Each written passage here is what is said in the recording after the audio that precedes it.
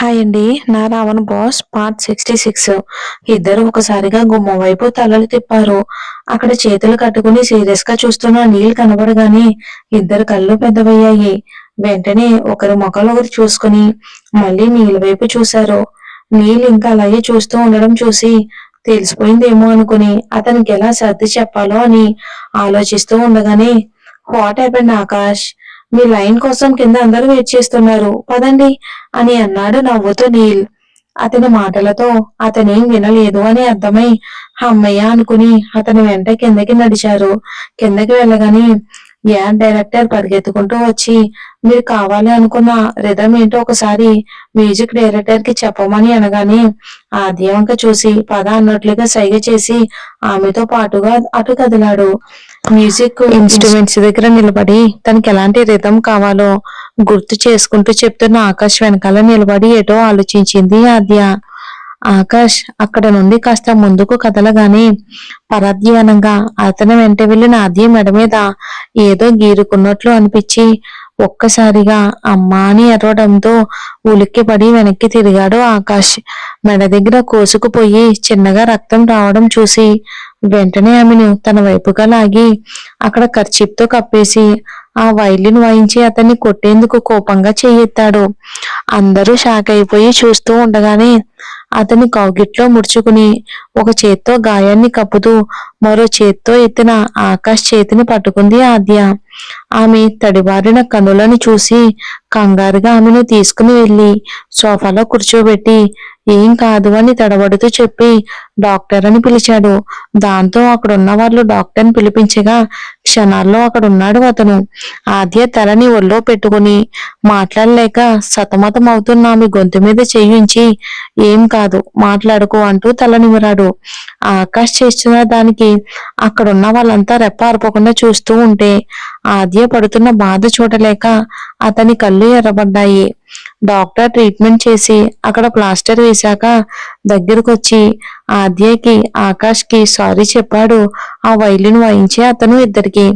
అతని వంక చూసి కళ్ళు ఎర్రచేస్తూ బుద్ధుందా నీకు, అసలు ఎవరు పక్కనున్నారో చూసుకోకుండా ఇష్టం వచ్చినట్లు తగిలిస్తావా నిన్ను అని పొల్లు కొరుకుతూ లేవబోయిన ఆకాష్ ఊర్లో ఉలిక్కిపడిన ఆద్యాన్ని చూసి ఆగిపోయాడు. ఆకాష్ కోపాన్ని చూసి కాంట్రాక్ట్ జారిపోతుందేమోనన్న భయంతో ఆ వ్యక్తిని అతని ముందే తిట్టి ఆకాష్ కి సారీ చెప్పాడు ఆ మ్యూజిక్ డైరెక్టర్. ఇంతలో చేతిలో ఫైల్స్ తో అక్కడికి చేరుకున్నాడు వినయ్. జనమంతా సోఫా చుట్టూ గుమిగూడు ఉండడం చూసి ఏమైందో అర్థం కాక కంగారుగా లోపలికి నడిచి అక్కడ ఆకాష్ ని అతని ఊళ్ళో పడుకుని ఉన్న ఆద్యాన్ని చూసి ఆశ్చర్యపోయి అక్కడున్న వాళ్ళ మాటలతో జరిగింది ఇంత అర్థం చేసుకుని నిశ్శబ్దంగా చూస్తూ ఉండిపోయాడు వినయ్. ఆ మ్యూజిక్ డైరెక్టర్ సారీ చెప్పడం చూసి నెమ్మదిగా లేచి కూర్చుంది ఆద్య. ఆ వైలిన్ అబ్బాయి వంక చూసి మీ తప్పేమీ లేదు, నేనే పరధ్యానంగా అటువైపు వచ్చి నిలబడ్డాను అనేసి అందరు వంక చూస్తూ క్యారియన్ అంది. దాంతో మరోసారి ఆమెకు క్షమాపణ చెప్తూ అక్కడి నుండి కదిలాడు మ్యూజిక్ వాళ్ళు. పని వాళ్ళు కూడా అక్కడి నుండి వెళ్ళిపోయేసరికి కాసేపు అక్కడేం జరుగుతుందో తెలుసుకునేందుకు ఎవరికంటా పడకుండా నీళ్ళు వాళ్ళ వెనకే నడిచి వాళ్ళు కూర్చున్న దగ్గరే ఆగిపోయాడు వినయ్. ఆద్య ఆకాశల మధ్య ఏకాంతం కదిలేసరికి దాని అల్లరిని నిశ్శబ్దాన్ని భరించలేక నీళ్ళు వాళ్ళ వైపుగా వెళ్లేందుకు కదిలిన ఆద్య భుజం దగ్గర పట్టుకుని ఎటు అన్నాడు గంభీరంగా ఆకాష్. ఏమీ చెప్పేంత గాని మళ్ళీ వాదించేంత ఓపిక గాని లేక అసహనంగా ఊపిరి వదిలి అతనికి కాస్త దూరం జరిగి కూర్చుంటూ తలని పక్కకి తిప్పేసరికి ఒక్కసారిగా నొప్పి పుట్టగా చిన్నగా అరిచింది తను. వెంటనే ఆమెకు దగ్గరగా జరిగి మెడ మీదున్న ఆమె చేతిని తీసి గాయాన్ని చూశాడు. విసురుగా కదిలిన కదలికకి అక్కడ ప్లాస్టర్ కదిలినట్టే కదిలి రక్తం కారడం కనిపించేసరికి దెబ్బ తగిలినప్పుడు జాగ్రత్తగా ఉండాలని తెలీదా, గాయమైన మెడని ఓ అటు ఇటు తిప్పుతున్నావు అని సెట్ అంతా వినిపించేలా గద్దించాడు ఆకాష్. ఒక్కసారిగా అందరూ అటువైపుకు తిరగగా ఆద్య చుట్టూ చూస్తూ ఉండగానే అవేమీ పట్టని ఆకాష్ ఆద్య మెడవంక రెప్ప ఆర్పకుండా చూస్తూనే లిప్సీ ఫస్ట్ ఎయిడ్ బాక్స్ తీసుకురా అని ఆమెకు వినబడేలా అరిచాడు. అంత గంభీరంగా వినిపించిన ఆకాష్ గొంతుకి గుండె జల్లుమనగా టక్కున ఫస్ట్ ఎయిడ్ బాక్స్ తో అతని ముందు నిలబడింది. ఆమె ముఖం చూడకుండానే దాన్ని అందుకుని ఆమె మెడ మీద దూదితో అద్ది పైనుండి మళ్ళీ ప్లాస్టర్ వేసి ఆమెను నెమ్మదిగా నిలబెట్టాడు. ఎక్కడికి అని అడిగింది వెంటనే. చెప్తాను అన్నట్లు కోపంగా చూశాడు ఆకాష్. గాఢంగా ఊపిరి వదిలి నిశ్శబ్దంగా ఉండిపోయింది ఆద్య. నెమ్మదిగా కింద ఉన్న రెస్ట్ రూమ్ లోకి తీసుకెళ్లి పడుకోమని చెప్పడంతో గుర్రుగా చూసింది ఆద్య. 2 క్షణాలు ఆగి, చిన్న దెబ్బే, తగ్గిపోతుంది, నాకు ఇక్కడ రెస్ట్ తీసుకోవాలని లేదు అని అంది చిన్నగా. అది చిన్నదో పెద్దదో నాకు తెలుసు, నాకు కళ్ళున్నాయి, చెప్పింది చెయ్యి అని అన్నాడు పుళ్ళు నూరుతూ. కళ్ళు పెద్దవి చేసి అతని వంక చూస్తూ ఆ బెడ్ మీద పడుకుని కళ్ళు మూసుకుంటూ, ఇక్కడ నీ లిప్స్ గా లేరు, నువ్వింత నటించాల్సిన అవసరం లేదు అని అంది. అది వినగానే పిడిగిలి బిగించి కాలు మీద చిన్నగా తట్టుకుంటూ గట్టిగా కళ్ళు మూసుకున్నాడు. అతన్ని అలా చూసి మనసు చివుక్కుమనగా ఏ మాత్రం స్పష్టత లేని ఓ అనుభూతికి తను ఎందుకెంత చిక్కుకుపోయిందో తెలియక ఆమె కళ్ళు నీళ్లతో నిండిపోయి మోచెయ్యి అడ్డుగా ఉన్న కంటి కళ్ళ నుండి నీళ్లు జారాయి. దాన్ని చూసి వెంటనే ఆమె పక్కనే కూర్చుని ఆమె కన్నీటిని తుడిచి ఎత్తుగా ఉన్న తలపాగా వైపుకి ఒరిగి ఆమె ఎద మీదకి లాక్కున్నాడు.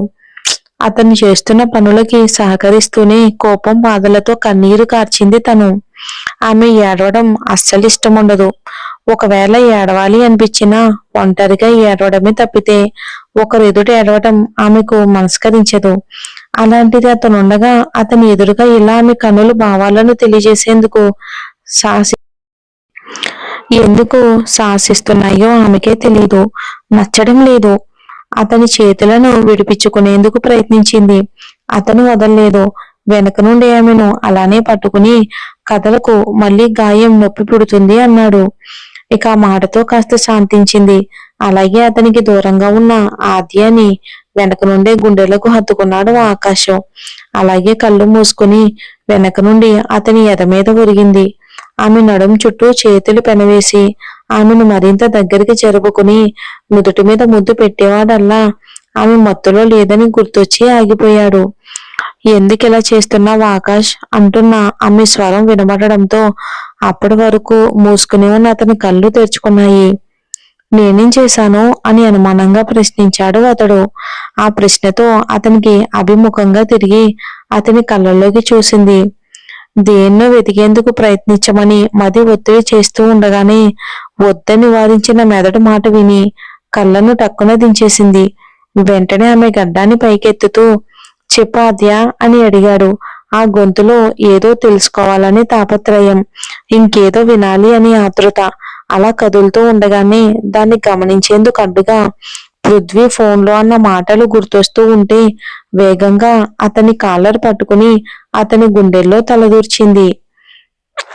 ఇక శాంతి గారి ఎదుట ఎందుకు ఆకాష్ ని వెనకేసుకొచ్చిందో అర్థం కాని సందిగ్ధంలో ఆవిడ వెళ్ళిపోగానే దిండికి ముఖాన్ని ఆంచుకుని ఆలోచిస్తున్న ఆద్య మనసు ఉలిక్కి పడేలా మోగింది ఆమె ఫోన్.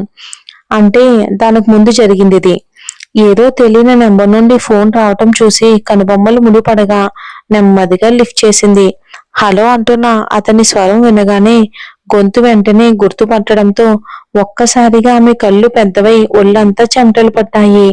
అమ్ములు ఎలా ఉన్నావు అని అన్నాడు పృథ్వీ. తను సమాధానం ఇవ్వలేకపోయింది. భయం వేసింది, బాధేసింది, మళ్ళీ పారిపోవాలి అనిపించింది. ఆకాష్ ని పిలవాలని పరిగెత్తబోయేదల్లా ఏదో ఆలోచన రాగానే టక్కున ఆగిపోయింది. ఇంతకు ముందు ప్రమాదం ఎదురైతే సొంతంగా ఎదుర్కోవటమో లేక స్వయంగా అంగీకరించడమో చేసేది. కానీ ఇలా ఇంకో మనిషికి చెప్పాలని గాని వేరే వాళ్ళ సాయం పొందాలని గాని ఎప్పుడూ అనుకోలేదు, ఆలోచించలేదు. కానీ ఇప్పుడు ఆకాష్కి చెప్పుకోవాలని, అతని సాయం ఓదార్పు పొందాలని మనసు ఆరాటపడడం చూస్తూ ఉంటే ఆకాష్ వల్ల ఆత్మవిశ్వాసాన్ని కోల్పోతున్నట్లు అనిపించి పాదాన్ని వెనక్కి తీసేసుకుంది. హలో అమ్ములు, ఉన్నావా లేదా? లేక నాకు భయపడి ఫోన్ పక్కన పడేసి పారిపోయావా అంటూ నవ్వాడు అతడు. ఆ మాటతో కన్నీళ్లను తుడుచుకుని ఆకాష్ మాటలు గుర్తు చేసుకుంటుంది. వాడి మీదున్న కోపం అంతా ముందు మాటల్లో తీర్చుకో, వాణ్ణి అతను గితను అని కాదు, వాడు వీడు అను అంటున్న ఆకాష్ కనిపించాడు.